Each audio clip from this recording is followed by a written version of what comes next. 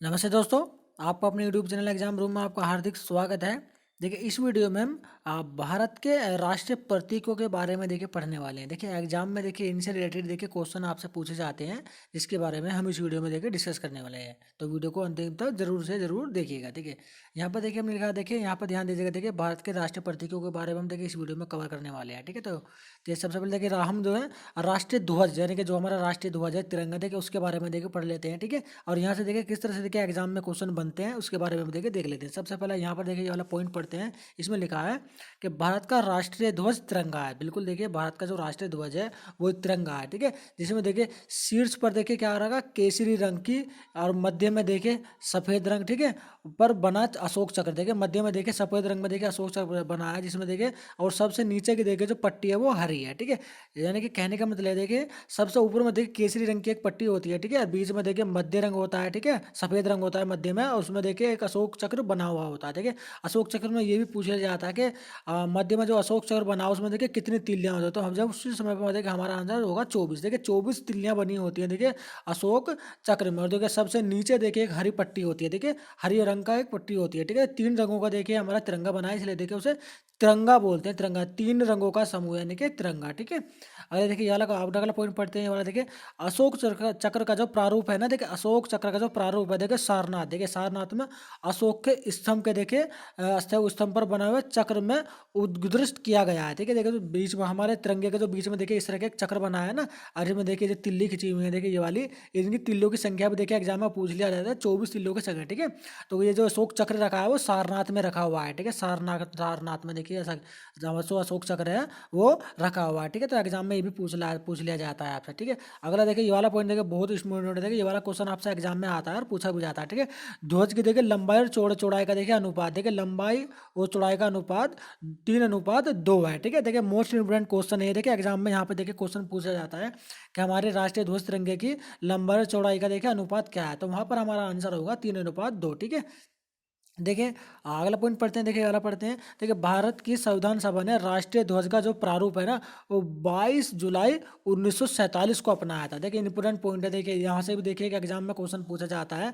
Question किस तरह से पूछा जाता है, तो उसमें लिखा आता है कि भारत की संविधान सभा ने राष्ट्रीय ध्वज के प्रारूप को जो है कब अपनाया था, तो वहां पर हमारा आंसर होगा 22 जुलाई 1947 को देखिए अपनाया था। ठीक है, चलिए आगे पढ़ते हैं।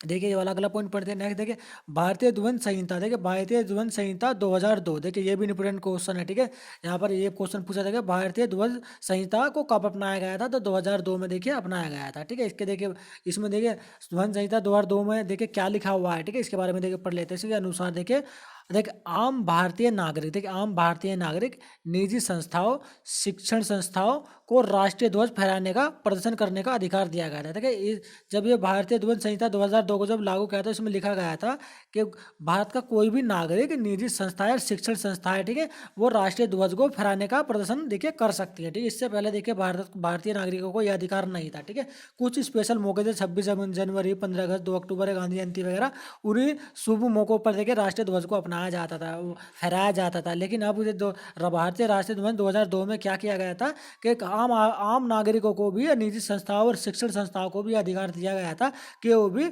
ध्वज को देखो फहरा सकते हैं। ठीक है, और तब से देखिए जब भी कोई पर्व होता है तो हर एक संस्था देखिए राष्ट्रीय ध्वज को देखिए अपनाती है। देखिए नेक्स्ट पढ़ते हैं। देखिए राष्ट्रीय चिन्ह के बारे में देखिए ये भी पूछ लेते हैं कि ये भी भारत का राष्ट्रीय प्रतीक है, राष्ट्रीय चिन्ह है। ठीक है, राष्ट्रीय चिन्ह के बारे में देखिए पढ़ लेते हैं। देखिए सबसे पहले ये वाला पॉइंट पढ़ते हैं। इसमें लिखा है भारत का राष्ट्रीय चिन्ह जो है ना वो अशोक स्तंभ है। देखिए भारत का देखिए राष्ट्रीय चिन्ह, देखिए राष्ट्रीय चिन्ह पूछा जाता है। देखिए भारत का राष्ट्रीय चिन्ह क्या है तो आपको पता होना चाहिए। देखिए अशोक स्तंभ जो है भारत का राष्ट्रीय चिन्ह है। ठीक है, जो देखिए जो सारनाथ में स्थित है। देखिए जो ये भी पूछ लिया जाता है भारत का राष्ट्रीय चिन्ह अशोक स्तंभ कहाँ पर है, तो कि हमारा आंसर होगा सारनाथ मध्य प्रदेश में स्थित है। ठीक है, अशोक के देखिए यहाँ पे लिखा है अशोक के स्तंभ की अनुकृति है। देखिए अशोक के सिंह स्तंभ की देखिए अनुकृति, देखिए एक सिंह को क्या होता है, एक सिंह को चार भागों में देखिए बराबर बराबर बांट कर देखिए इन्हें एक पत्थर को चार भागों में बांट दिया जाता है। ठीक है, जिसमें एक सिंह का प्रतीक होता है, जिसे राष्ट्रीय चिन्ह कहा जाता है। ठीक है, जो राष्ट्र के संग्रहालय में स्थित है, जो देखिए सारनाथ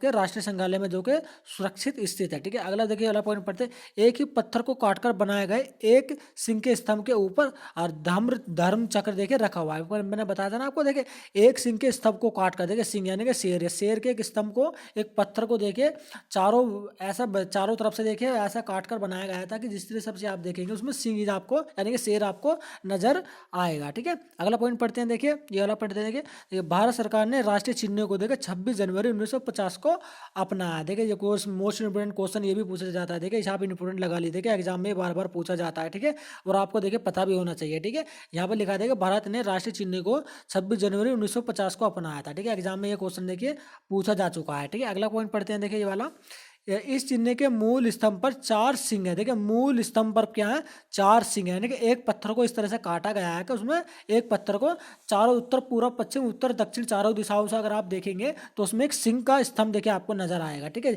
जिसके नीचे देखिए, जिसके नीचे घंटे के आकार में, देखिए घंटे के आकार में पद्म के ऊपर एक चित्रावली में हाथी है। देखिए पद्म के ऊपर क्या, पद्म के ऊपर क्या है, एक चित्रावली में देखिए एक हाथी का चित्र बनाया गया है। ठीक है, आगे पढ़ते हैं। देखिए वाला, देखिए सिंह शीर्ष के नीचे पट्टी में उभरी एक नक्काशी में चक्र है। देखिए एक सिंह का जो स्तंभ है ना उसमें एक नीचे एक पट्टी दी हुई है, उसमें क्या हुआ, इसमें एक चित्रकार ने देखिए एक पट्टी का नक्काशी बनाई हुई है, जिसमें उस पट्टी में देखिए क्या है, जिसमें कि दाईं ओर देखिए एक सांड है और बाईं ओर एक जगह घोड़ा है। देखिए एक घोड़ा है। तो एग्जाम में देखिए ये भी पूछ लिया जाता है, हमारा जो राष्ट्रीय चिन्ह है, ठीक है, अशोक स्तंभ के जो नीचे पट्टी है उसमें किस किस जानवरों के चित्र बनाए गए हैं।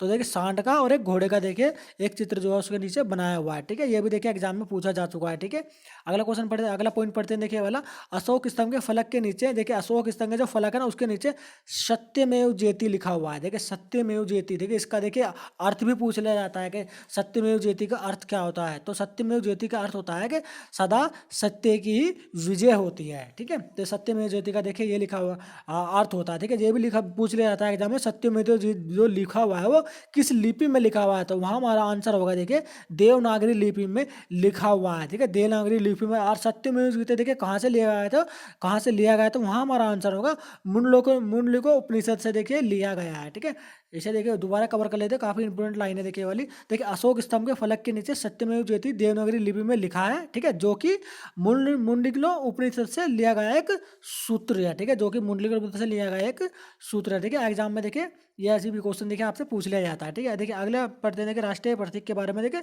राष्ट्रीय गान के बारे में पढ़ते हैं। ठीक है, राष्ट्रीय गान के बारे में पढ़ लेते हैं। ठीक है, देखिए यहाँ पर देखिए सबसे पहला ही पॉइंट देखिए ये वाला कवर करते हैं। देखिए इसमें लिखा है हमारा राष्ट्रीय गान जन गण मन है। ये बिल्कुल सही बात है, देखिए हमारा जो राष्ट्रीय गान है वो जन गण मन है। ठीक है, जो गुरुदेव रविंद्रनाथ टैगोर द्वारा मूल रूप में बांग्ला में रचित एक संगीतबद्ध किया गया, जिसमें 5 पद हैं। ठीक है, देखिए इंपोर्टेंट ये यहाँ से पूछा जाता है कि जनगण की जो रचना है वो किसने की थी। तो यहाँ पर देखिए रविंद्रनाथ टैगोर ने लिखी थी। ठीक है, गुरुदेव रविंद्रनाथ टैगोर ने, और किस भाषा में की गई थी, तो बांग्ला भाषा में की गई थी। ठीक है, बांग्ला भाषा में की गई थी। ठीक है, जिसमें 5 पद है। देखिए 5 पद, जो कि आपसे ये भी पूछा था कि राष्ट्रीय गान, जो हमारा राष्ट्रीय गान है जनगण मन, उसमें मुख्य कितने पद हैं, तो वहाँ पर हमारा आंसर होगा देखिए 5 पद है। ठीक है, तो राष्ट्र देखिए जनगण मन की रचना किसने की गई थी, तो वहाँ पर हमारा आंसर होगा गुरुदेव रविंद्रनाथ टैगोर ने की थी। और किस भाषा में की गई थी, देखिए बांग्ला भाषा में की थी। ठीक है, इंपोर्टेंट पॉइंट है, देखिए आप पूरी लाइन को याद कर लीजिए, काफी इंपोर्टेंट। ठीक है, इससे देखिए आपसे एग्जाम में क्वेश्चन पूछे जाते हैं। ठीक है, अगला पॉइंट पढ़ते हैं। देखिए ये वाला, संविधान सभा ने जो भारत के राष्ट्रगान के रूप में देखिए 24 जनवरी 1950 को अपनाया था। देखिए कब अपनाया गया था, देखिए राष्ट्रीय गान को देखे तो कब अपनाया गया था, 24 जनवरी 1950 में देखिए अपनाया गया था। ठीक है, अगला पॉइंट देखिए यहाँ से पूरी कवर करते हैं। यहाँ पे लिखा है यह सर्वप्रथम 27 दिसंबर 1911 को भारतीय राष्ट्रीय कांग्रेस के कलकत्ता अधिवेशन में गाया गया था। देखिए इंपोर्टेंट पॉइंट है, देखिए एग्जाम में ये भी पूछा जाता है कि राष्ट्रीय गान को सर्वप्रथम कब और कहाँ पर गाया गया था। तो वहाँ पर हमारा आंसर होगा कि 27 दिसंबर 1911 को जो है ना राष्ट्रीय कांग्रेस के कलकत्ता अधिवेशन में देखिए गाया गया था। देखिए इंपोर्टेंट पॉइंट है, इस पूरे पॉइंट को, इस पूरे को देखिए याद कर लीजिए, काफी इंपोर्टेंट है। ठीक है, इससे देखिए एग्जाम में क्वेश्चन पूछे जाते हैं। ठीक है, चलिए अगला अगला पॉइंट कवर करते हैं, ये वाला देखिए।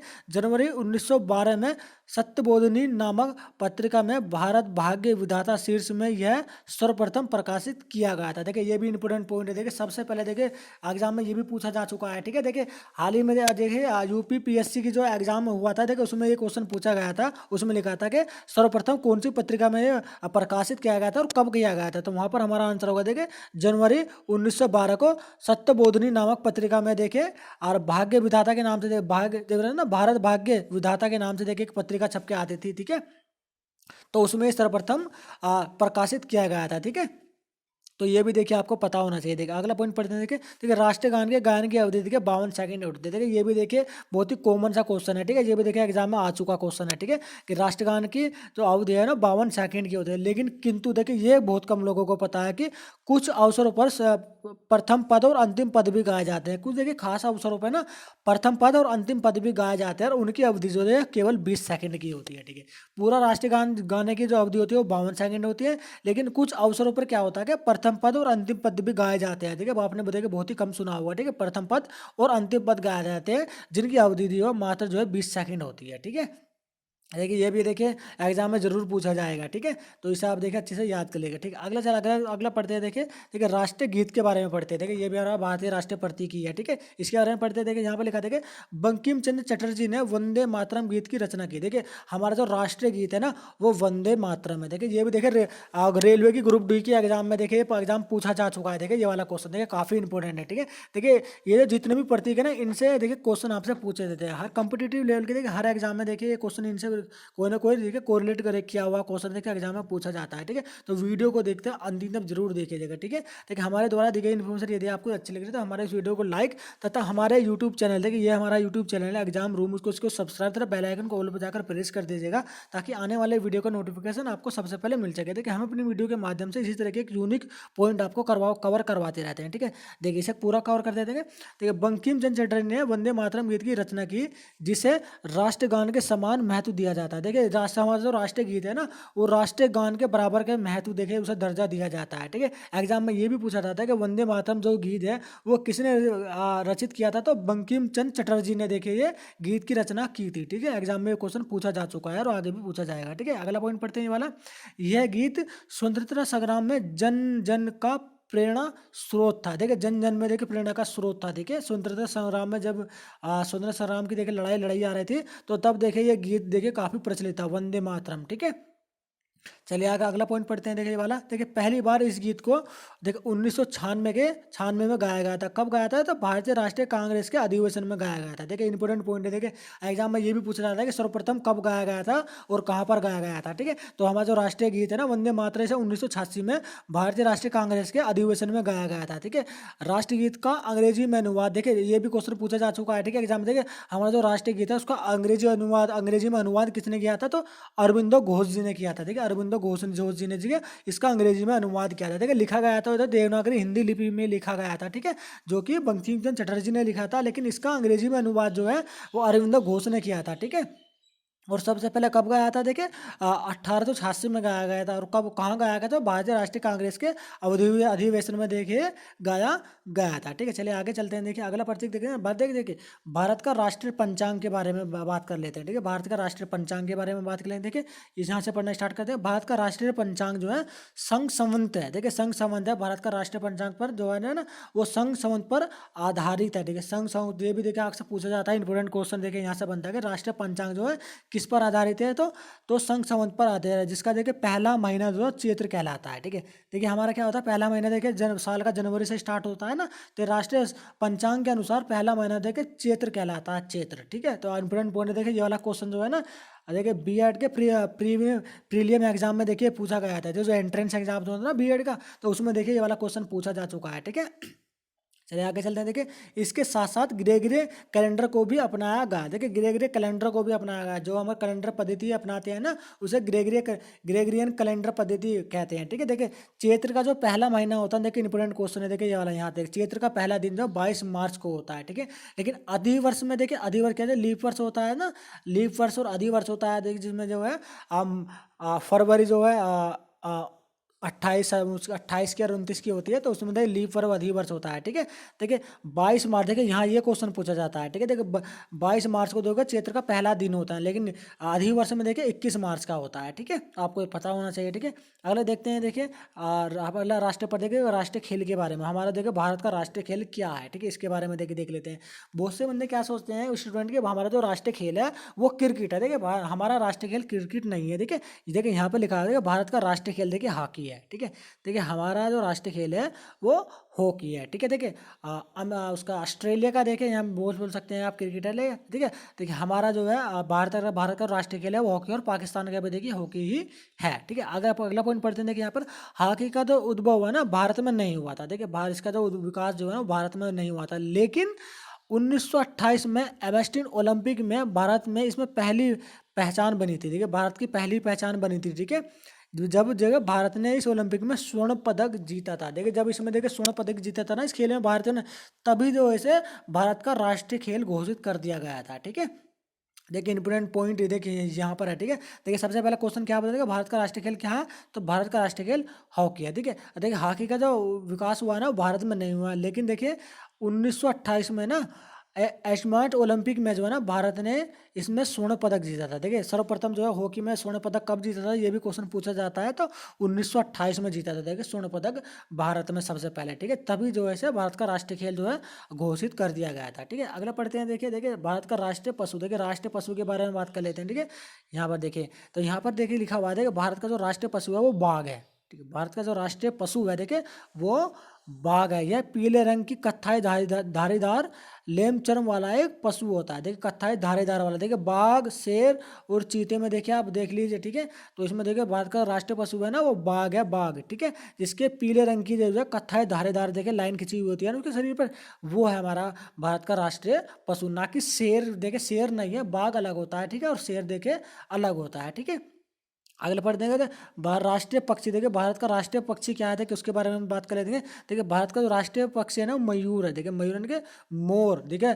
जिसका जंतु वैज्ञानिक नाम देखिए यहाँ पर लिखा, आज यहाँ पर लिखा है पावो क्रिस्टेट्स। ठीक है, देखिए ये भी एग्जाम में पूछ लिया जाता है कि भारत के राष्ट्रीय पक्षी मयूर का देखो जंतु वैज्ञानिक नाम क्या है, तो वहाँ पर हमारा आंसर होगा पावो क्रिस्टेट्स जो है जंतु वैज्ञानिक नाम है किसका है, तो मोर का है। ठीक है, आगे पढ़ते हैं। जो देखिए जो भारतीय वन्य जीव जैसे भारतीय संरक्षण अधिनियम देखो 1972 में लागू किया गया था। ठीक है, जो कि अंतर्गत पूर्ण रूप से संरक्षित है। देखिए मयूर को जब भारतीय वन्य जीव के अंतर्गत देखिए क्या है ना मोरों को जो है ना बहुत ही संरक्षित रूप से देखिए रखा गया है। देखिए इसे कब अपनाया गया था, तो देखिए 1972 में संरक्षण अधिनियम 1972। देखिए पर्यावरण संरक्षण अधिनियम देखिए ये भी पूछ लिया जाता है। देखिए एग्जाम में कि पर्यावरण संरक्षण अधिनियम कब लागू किया गया था, तो 1972 में देखिए लागू किया गया था। ठीक है, तो हमारा जो है राष्ट्रीय पक्षी को है मयूर है। देखिए आपको पता चलेगा तो हमारा राष्ट्रीय पक्षी मयूर है, और कब वो इसे लागू घोषित किया गया था राष्ट्रीय पक्षी, तो 1972 में घोषित किया गया था। ठीक है, अगला पढ़ते हैं। देखिए राष्ट्रीय वृक्ष। देखिए हमारा जो भारतीय राष्ट्रीय वृक्ष है, राष्ट्रीय प्रतीक जो है वो बरगद है। ठीक है, हमारा जो भारतीय वृक्ष है राष्ट्रीय वृक्ष है वो बरगद है, बरगद। ठीक है, अगला पॉइंट पढ़ते हैं। देखिए अगला राष्ट्रीय पुष्प, यानी कि भारतीय राष्ट्रीय जो राष्ट्रीय प्रतीक है हमारा वो पुष्प तो कौन सा है, तो देखिए वो कमल है। ठीक है, यहाँ लिखा है ना, देखिए भारत का राष्ट्रीय पुष्प कमल है। ठीक है, कमल। देखिए कमल एक जो है पवित्र पुष्प है। देखिए कमल को जो है ना सभी पुष्पों में सभी फूलों में देखिए बहुत ही पवित्र माना गया है, तथा प्राचीन भारतीय कलाओं पुराणों में इसका एक महत्वपूर्ण स्थान है। ठीक है, प्राचीन भारतीय कलाओं में भी ना और पुराणों में भी देखिए कमल का बहुत ही महत्वपूर्ण स्थान है, और सभी फूलों में कमल को जो है पवित्र माना गया है। तो हमारा जो राष्ट्रीय पुष्प है वो कमल है। ठीक है, कमल। ठीक है, इसे आप ध्यान दीजिएगा। ठीक है, आगे चलते हैं। ठीक है, देखिए राष्ट्रीय फल के बारे में बात कर लेते हैं। ठीक है, हमारा जो देखिए राष्ट्रीय फल है वो क्या है, देखिए बहुत ही कम स्टूडेंट को ये पता होता है कि हमारा जो राष्ट्रीय फल है वो देखिए आम है। ठीक है, हमारा जो राष्ट्रीय फल है भारत का राष्ट्रीय फल आम जो है ना भारत का राष्ट्रीय फल है। देखिए राष्ट्रीय जलीय जीव देख लेते हैं। ये भी देखिए भारतीय प्रतीक में यहाँ आता है कि राष्ट्रीय जलीय जीव कौन है। ठीक है, तो वर्ष 2000 यहाँ पर लिखा है, देखिए वर्ष 2009 में केंद्र सरकार द्वारा जारी अधिसूचना में के अनुसार गंगा में पाए जाने वाली डॉल्फिन राष्ट्रीय जलीय जीव है। देखिए राष्ट्रीय जलीय जीव ये भी पूछा जाता है देखिए एग्जाम में कि भारत का राष्ट्रीय जलीय जीव कौन है, तो देखिए डॉल्फिन है। ठीक है, डॉल्फिन। उसे कब घोषित किया गया था, तो 2009 में देखिए घोषित किया गया था। किसके द्वारा घोषित किया गया, तो केंद्र सरकार के द्वारा देखिए इसे घोषित किया गया था। तो भारत की गंगा में देखिए पाए जाने वाली जो डॉल्फिन होगी वो राष्ट्रीय जलीय जीव कहलाएगी। ठीक है, तो 2009 में देखिए इसकी घोषणा की गई थी। ठीक है, अगला पॉइंट पढ़ते हैं। देखिए अगले राष्ट्रीय प्रतीक को कवर करते हैं। राष्ट्रीय विरासत पशु। देखिए भारत का राष्ट्रीय विरासत जो पशु है वो कौन है, उसके बारे में देख लें। देखिए केंद्र सरकार ने देखिए अक्टूबर 2010 में हाथी को राष्ट्रीय विरासत पशु घोषित किया। देखिए यहाँ पर देखिए इंपोर्टेंट क्वेश्चन देखिए यहाँ से भी पूछा जाता है। ठीक है, कि राष्ट्रीय विरासत पशु कौन है, तो हाथी है। इसे कब घोषित किया गया था, तो अक्टूबर 2010 में घोषित किया गया था। किसने किया था, तो केंद्र सरकार ने किया था। ठीक है, क्या किया था, राष्ट्रीय विरासत पशु घोषित किया था हाथी को अक्टूबर 2010 में। ठीक है, किसने, केंद्र सरकार ने। ठीक है, ठीक है, अन्य राष्ट्रीय प्रतीकों के बारे में देख लेते हैं। ठीक है, देखिए अन्य राष्ट्रीय प्रतीक। ठीक है, देखिए यहाँ पर लिखा था कि अन्य राष्ट्रीय प्रतीक। देखिए तो राष्ट्रीय वाक्य। देखिए भारत के दो राष्ट्रीय प्रतीकों में देखिए राष्ट्रीय वाक्य भी आता है। तो राष्ट्रीय वाक्य क्या होगा, सत्यमेव जयते जो है हमारा राष्ट्रीय वाक्य है, जिसका मतलब होता है कि सत्य की ही विजय होती है। ठीक है, ये भी देखिए एग्जाम में पूछा गया है। ठीक है, कि सत्यमेव जयते का अर्थ क्या है, तो इसका अर्थ होता है कि सत्य की ही विजय होती है। ठीक है, अगला पढ़ते हैं राष्ट्रीयता क्या है, तो भारत की जो राष्ट्रीयता है वो भारतीय है। ठीक है, देखिए राष्ट्रभाषा देखिए क्या है, देवनागरी लिपि में लिखी जाने वाली हिंदी। क्या है, राष्ट्रभाषा है, देवनागरी में लिखी जाने वाली हिंदी। ठीक है, अगला पढ़ते हैं। देखिए ये वाला पॉइंट पढ़ते हैं। देखिए राष्ट्रीय ध्वज गीत। देखिए राष्ट्रीय ध्वज गीत क्या है, तो हिंद देश का प्यारा झंडा जो है राष्ट्रीय ध्वज गीत है। देखिए ये भी जो है राष्ट्रीय प्रतीक के अंतर्गत ही आता है। राष्ट्रीय नारा क्या है, तो राष्ट्रीय नारा देखिए यहाँ पर है श्रमेव जयते। ठीक है, श्रमेव जयते जो है वो राष्ट्रीय नारा है। ठीक है, राष्ट्रीय पिता देखिए महात्मा गांधी जी को देखिए राष्ट्रीय पिता कहा जाता है। ठीक है, राष्ट्रीय विदेशी नीति क्या है, तो राष्ट्रीय विदेश नीति है गुट निरपेक्ष। ठीक है, ये भी देखिए एग्जाम में पूछा जा चुका है कि राष्ट्रीय विदेश नीति क्या है, तो गुट निरपेक्ष जो है राष्ट्रीय गुरु नीति है हमारी। ठीक है, राष्ट्र देखिए यहाँ पर देखिए लिखा है राष्ट्रीय पुरस्कार। देखिए राष्ट्रीय पुरस्कार के बारे में देखिए क्वेश्चन पूछा जा चुका है देखिए एग्जाम में। ठीक है, हमारा जो राष्ट्रीय पुरस्कार है देखिए वो है भारत रत्न। ठीक है, भारत का सबसे बड़ा देखिए जो पुरस्कार है वो भारत रत्न ही है। ठीक है, भारत रत्न। ठीक है, अगला पॉइंट पढ़ते हैं। देखिए ये वाला राष्ट्रीय सूचना पत्र। देखिए राष्ट्रीय सूचना पत्र जो है ना श्वेत पत्र है। ठीक है, देखिए इंपोर्टेंट क्वेश्चन है। देखिए ये वाला भी राष्ट्रीय सूचना पत्र श्वेत पत्र है। ठीक है, और जो भारत की राष्ट्रीय मुद्रा है देखिए रुपया। देखिए यूपी कॉन्स्टेबल में देखिए आपसे ये वाला क्वेश्चन पूछा गया था, राष्ट्रीय देखिए भारतीय हमारा जो भारतीय मुद्रा है उसका प्रतीक क्या है, तो देखिए उसका प्रतीक जो है ना ये जो ये लिखा हुआ है ना ये, तो ये हमारा राष्ट्रीय रुपये का देखिए प्रतीक होता है। ठीक है, और देखिए राष्ट्रीय गंगा, तो राष्ट्रीय गंगा देखिए राष्ट्रीय नदी जो है हमारी वो गंगा है। ठीक है, हमारी जो राष्ट्रीय नदी है देखिए ये भी भारत के राष्ट्रीय प्रतीकों में ही आता है। ठीक है, राष्ट्रीय नदी गंगा है हमारी। ठीक है, अगला पढ़ते हैं राष्ट्रीय पर्व। देखिए इंपोर्टेंट क्वेश्चन है, राष्ट्रीय पर्व देखिए कौन कौन से। देखिए एक तो 26 जनवरी है जिसे हम गणतंत्र दिवस कहते हैं। ठीक है, दूसरा 15 अगस्त है जिसे हम स्वतंत्रता दिवस कहते हैं, और दूसरा देखिए 2 अक्टूबर है यानी कि गांधी जयंती और शिव अहिंसा। ठीक है, गांधी जयंती देखिए 2 अक्टूबर को प्रतिवर्ष देखिए गांधी जयंती मनाई जाती है ना, ये भी देखिए राष्ट्रीय पर्व में आता है। तो भारत के 3 ही राष्ट्रीय पर्व हैं। ठीक है, 26 जनवरी, 15 अगस्त और 2 अक्टूबर यानी कि गांधी जयंती। ठीक है, ये देखिए 3 राष्ट्रीय पर्व है। देखिए आप लोग देखें राष्ट्रीय विरासत पशु। देखिए मैंने बता दिया ना, देखिए हाथी जो है हमारा राष्ट्रीय विरासत पशु है, जिसे अक्टूबर 2010 में घोषित किया गया था। किसके द्वारा घोषित किया गया, तो केंद्र सरकार के द्वारा ये घोषित किया गया था। देखिए इस वीडियो में देखिए हमने सभी राष्ट्रीय प्रतीकों को कवर कर लिया। देखिए हमारे द्वारा दी गई इन्फॉर्मेशन यदि आपको अच्छी लगी और आपको लगता है कि इस वीडियो की हेल्प से, इस वीडियो के माध्यम से आपकी थोड़ी भी हेल्प हो सकती है, तो हमारे इस वीडियो को प्लीज़ लाइक तथा हमारे यूट्यूब चैनल एग्जाम रूम को आप सब्सक्राइब कर देगा। देखिए हम अपने चैनल के माध्यम से इसी तरीके की यूनिक वीडियो आपको प्रोवाइड करवाते रहते हैं। ठीक है, जब भी कोई देखिए गवर्नमेंट जॉब से रिलेटेड कोई जॉब नोटिफिकेशन जारी किया जाता है तो उसका वीडियो भी हम सबसे पहले देखिए अपने चैनल के माध्यम से आपको प्रोवाइड करवा देते हैं। ठीक है, तो हमारे इस यूट्यूब चैनल को आप सब्सक्राइब तथा बेल आइकन को ऑल पर जाकर प्रेस कर दीजिएगा, ताकि आने वाले वीडियो का नोटिफिकेशन जो है आपको सबसे पहले मिल सके। ठीक है, तो चलिए चलते हैं, जल्दी मिलते हैं अपने नेक्स्ट वीडियो में इस तरह की यूनिक इन्फॉर्मेशन के साथ।